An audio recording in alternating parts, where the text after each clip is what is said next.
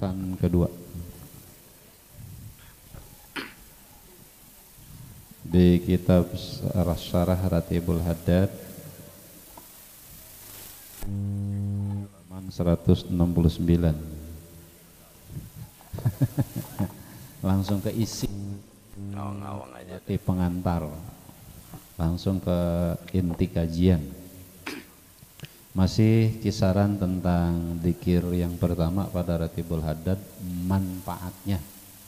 Ini kita akan lewat penjelasan dari guru kita, tuntunan syarah Ratibul Haddad. Insya Allah dengan kita tahu syarahnya, lebih banyak tahu manfaatnya dan lebih rajin. Jadi pada apa? baik. Bismillahirrahmanirrahim.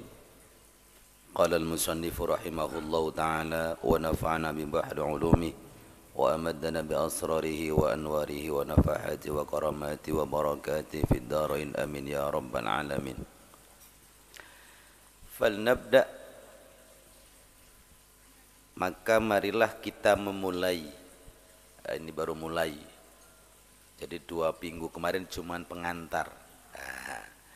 Falnabda, maka marilah kita memulai bibayanil ilmi, dengan penjelasan ilmu. Alladzi, yang mana ilmu itu huwal aslu, huwa ya ilmu, al aslu adalah dasar, sumber, landasan. Wa huwa, dan ilmu yang menjadi landasan atau dasar itu al-musamma, yang dinamakan imanan, sebagai iman. Sebagai iman. Iman fi wad'i, di dalam meletakkan aslil lisani, dasarnya pengucapan. Maksudnya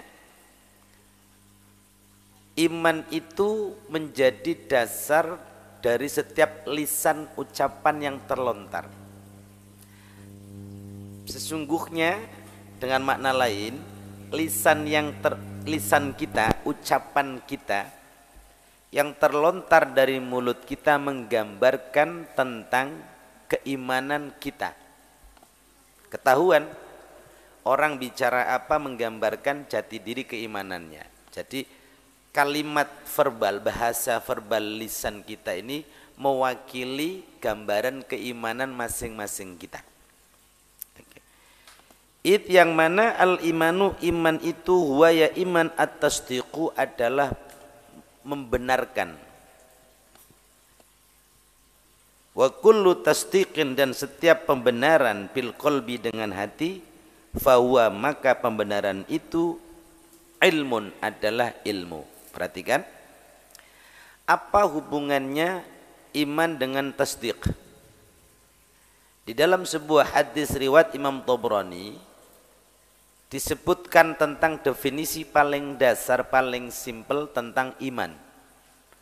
Al-imanu huwa at-tasdiqu bil qalbi wal iqraru bil lisani wal amalu bil arkani.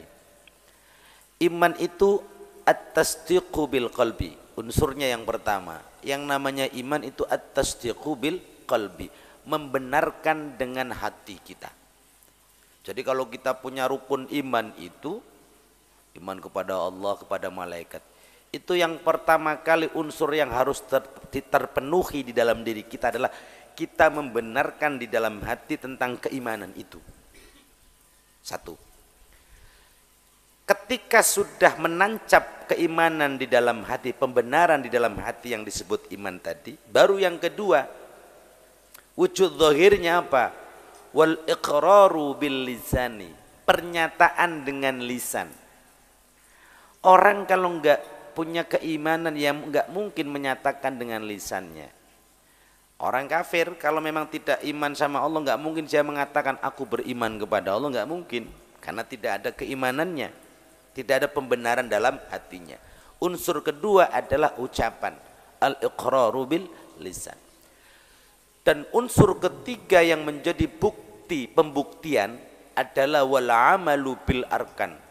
wal amalu tindakan nyata, amal real, amal konkret bil arkani dengan anggota tubuh.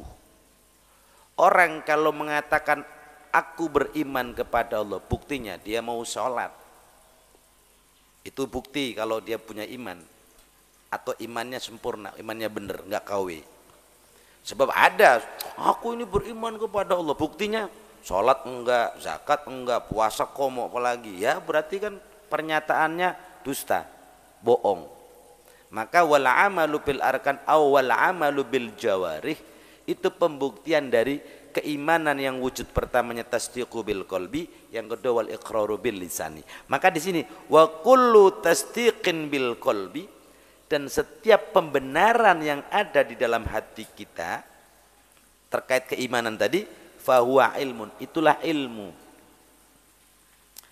Wa idza, dan apabila qawiya menjadi kuat, qawiya kuat, apa itu al ilmu atau ilmu tadi semakin kuat, keimanan tadi semakin kuat, sumia maka dinamakan ilmu tadi, keimanan tadi al-yaqin, dinamakan sebagai yakin.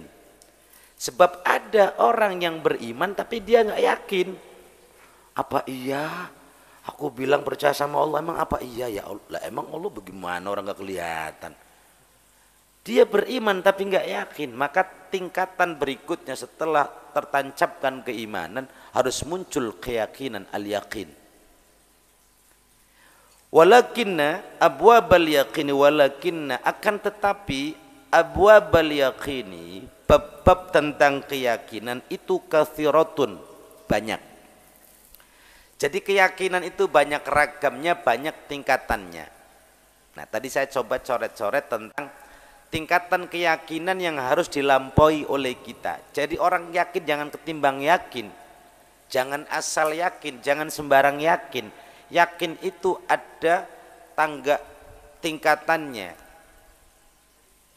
Keimanan kita itu mesti berbeda dengan keimanan anak kecil. Maka berarti kita harus meningkat. Maka apa?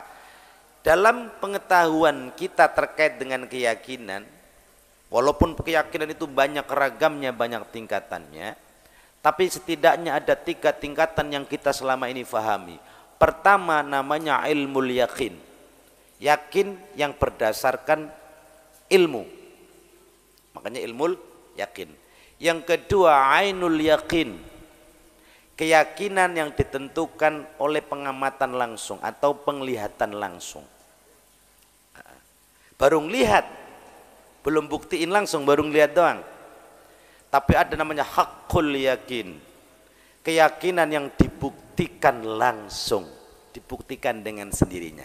Contoh, kita diajari tentang surga dan neraka. Yakin nggak ada surga neraka? Dari mana? Kan karena ngaji. Keyakinan yang bersumber dari ngaji, dari ilmu, dari sumber yang terpercaya berupa ilmu maupun guru yang terpercaya.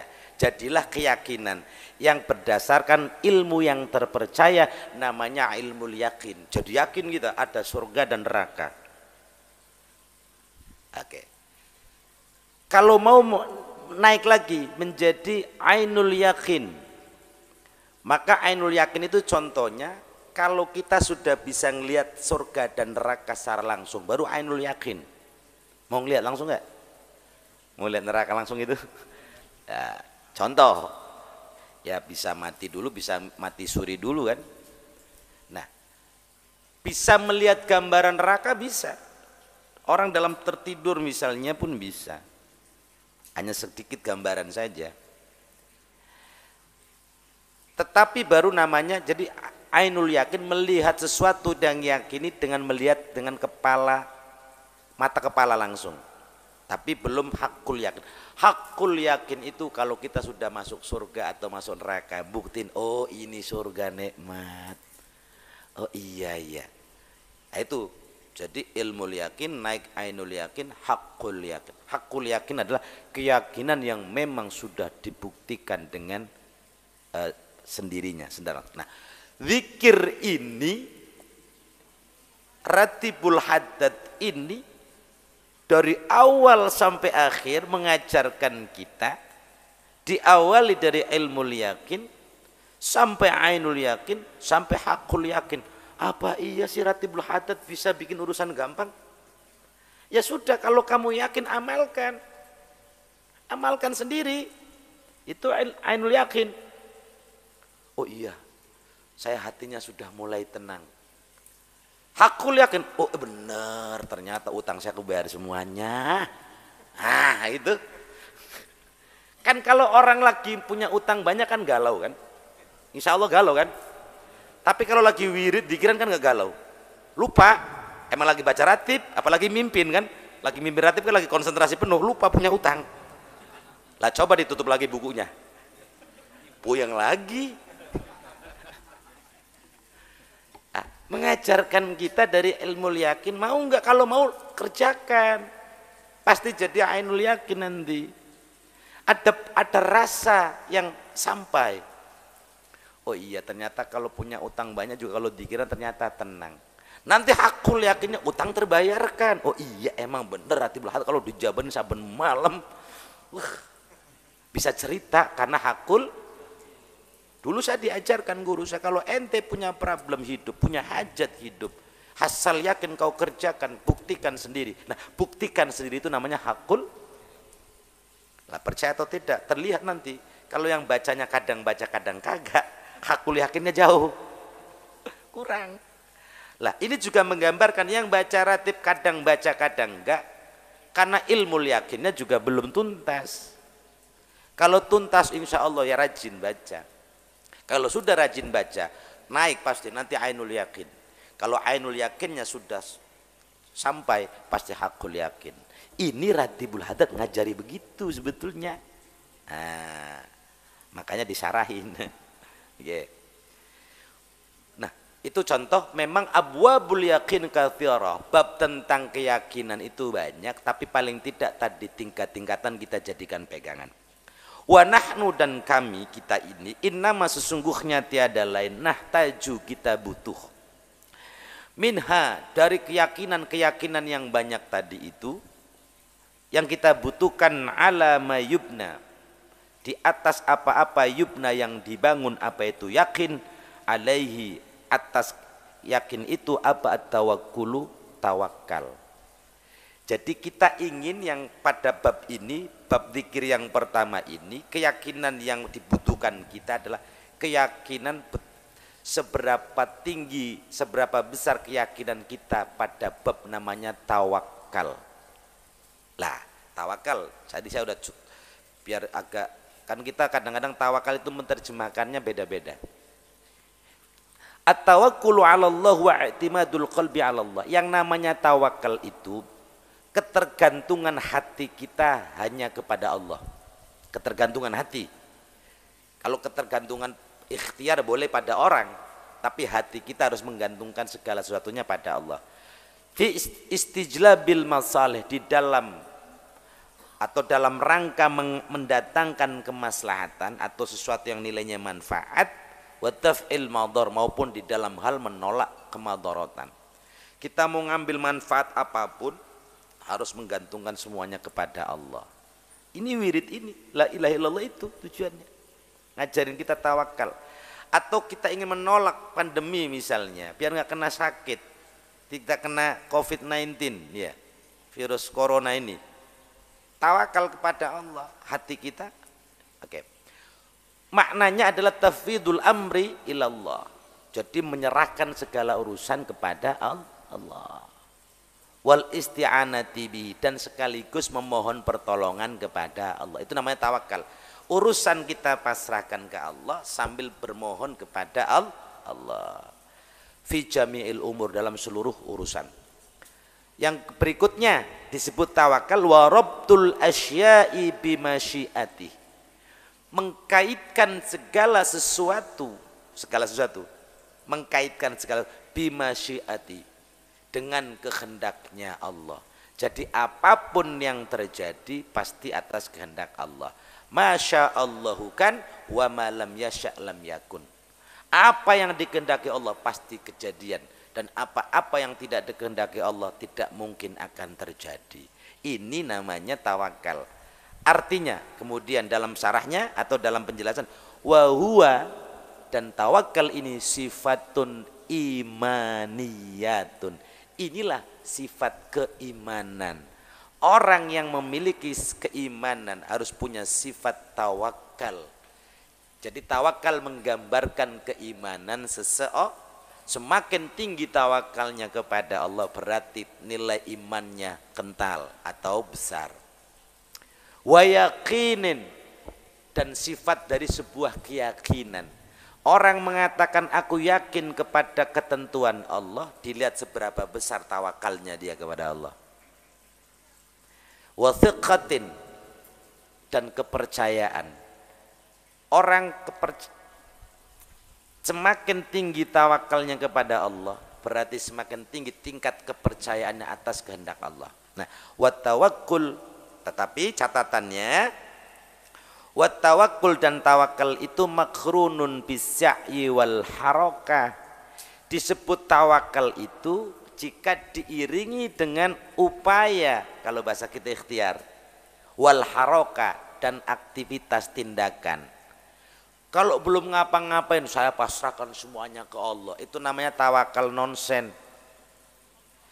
Kerja dulu, usaha dulu, ikhtiar dulu, semua yang kita kerjakan serahkan ke Allah. Lah kalau nyerahkan ke Allah nggak ngapa-ngapain, apa yang diserahkan? Pasrah bongkoan kalau bahasanya Cak Tung itu. Pasrah tapi nggak jelas apa yang dipasrahin itu. Nah, oke. Nah itu contoh. Lanjut. Wa huwa. Nah, at-tawakkul ini, wa huwa, dan tawakkul itu at-tauhidu, adalah tauhid. Arti tauhid mengesahkan alladzi, yang mana, nah ini terjemahannya. Yang mana tauhid itu yutarjimu, menerjemahkan hu pada tauhid. Apa yang menerjemahkan makna tauhid ini? Lisanuka, lisanmu, lisan kita. Lisan kita mewakili ketauhidan kita. Biqaulika, dengan ucapanmu, ucapan lisanmu, la ilaha illallah wahdahu la syarikalah. Jadi dzikir yang pertama, la ilaha illallah wahdahu la syarikalah, ini isinya tentang tawakal. Isinya tawakal ini menggambarkan tauhid. Jadi hati-hati jangan main-main dengan kalimat la ilaha illallah, karena kalimat ini menggambarkan tauhid kita, menggambarkan tawakalnya kita. Tapi kalau membaca ketimbang baca mah enggak sampai. Makanya nanti kalau baca la ilaha illallah pastikan khudurul qalbi, hadirnya hati kita. Kita sedang berselancar, sedang masuk dalam babut tauhid. Dan di situ diajarkan bab tentang tawakal, pasrah. Makanya jangan heran kalau Anda semua, kita semua melihat betapa syahdunya orang mabuk cinta ke Allah ketika bertauhid, berzikir la ilaha illallah. Itu seperti orang sakau. Karena semua sudah dipasrahkan ke Allah, menyatu dengan la ilaha illallah. Jadi dia hampir nyaris tak pernah terkait dengan apapun kecuali dengan Allah. Gerakannya, iramanya, ya, diserahkan atau ditujukan ke Allah. Makanya saking syahdunya bertauhid, berla ilaha illallah. Wal imanu bil qudrati.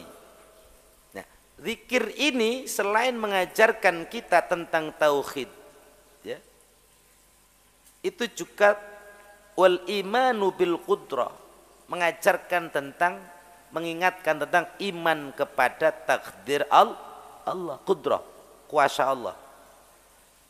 Allati, yang mana kudrah itu yutarjimu, menerjemahkan anha, terhadap kudrah itu. Apa yang menerjemahkan tentang makna kudrah? Qauluka, ucapanmu yang berbunyi lahul mulku. Kan biasa baca lahul mulku.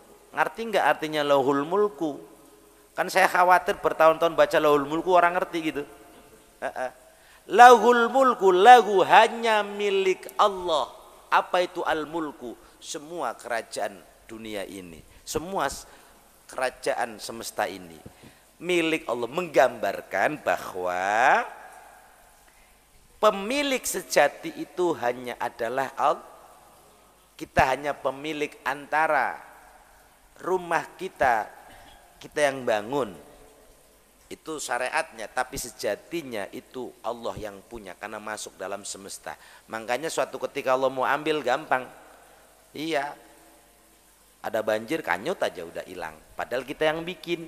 Nah, karena kekuasaan itu hanya milik Allah. Yang kedua, yang ketiga, wal imanu bil wujudi, mengajarkan tentang iman atas terhadap wujud alam semesta ini termasuk kita. Wal hikmati, dan hikmah dari diciptakannya alam semesta dan kita. Ya dulu menunjukkan alaihi, atas iman itu, iman terhadap wujud itu, qauluka, ucapanmu apa? Walahul hamdu. Walahu, dan hanya milik Allah. Apa itu alhamdu? Pujian. Hanya Allah yang pantas menerima pujian. Makanya kalau kita baca zikir ini, kenapa hanya Allah yang pantas dipuji? Pertama, karena Allah lah yang sudah menciptakan alam semesta ini, termasuk kita. Maka ketika kita baca zikir ini, mestinya ada unsur pujian kita kepada Allah. Ya Allah, iya, saya mah ada karena kudrah Allah, karena takdir kuasa Allah. Walahul hamdu. Yang kedua, tanamkan dalam diri kita ketika wirid ini, janganlah jadi sosok yang ingin senang dipuji, karena pujian itu hanya patut milik Allah. Ini kan kadang, pokoknya gue baca ratib suaranya bagusan dikit, biar orang sono pada ngeliat gue bagaimana gitu. Itu kan sama saja tetap pengen dipu. Nah ini nggak cocok, nggak match sama zikir ini. 3. Yang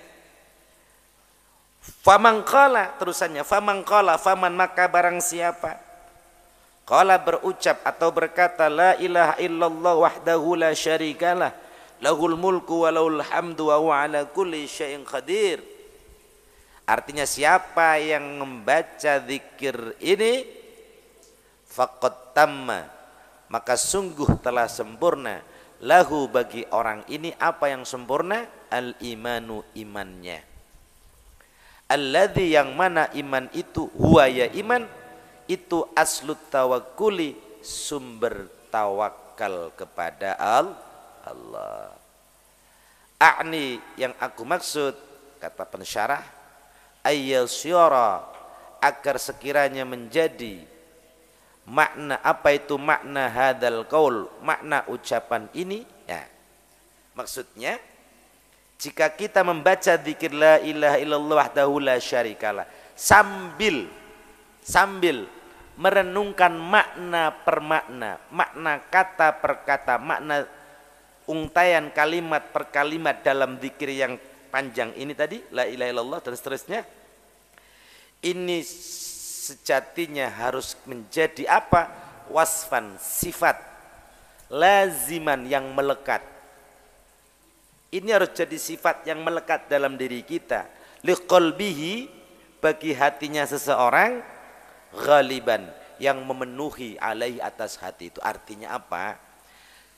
Kalau orang baca zikir ini, setidaknya dia meresapi 3 makna tadi yang sudah dijabarkan oleh pensyarah. Bisa enggak waktu kita baca zikir la ilaha illallah, kita merenungkan tentang makna tauhid? Sebesar apa sih kita tauhid kita kepada Allah? Sebesar apa sih kita bersyukur memuji Allah?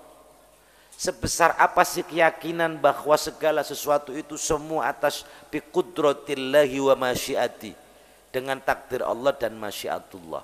Nah, ini saja, zikir ini saja dianggap, kalau orang membaca wirid ini, dianggap imannya sempurna.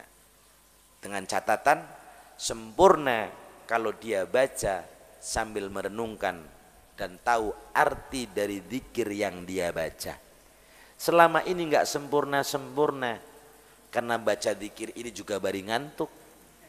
Ya. Iya. Gimana sempurna?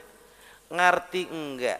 Bacanya sekedar kue lewat dia baring lirik. Ya. Ya karena zikirnya tidak seri.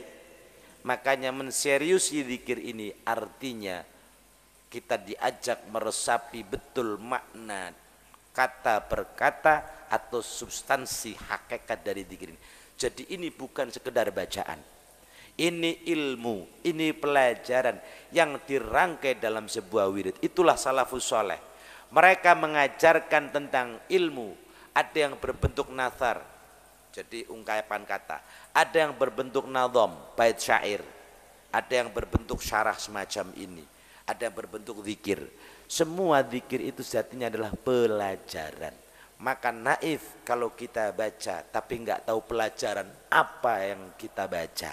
Makanya ke depan zikir apapun mestinya sambil meyakini tentang fadilah zikir itu, kita juga bisa mengambil hikmah dan pelajaran dari setiap zikir yang kita baca. Wallahu a'lam bishawab.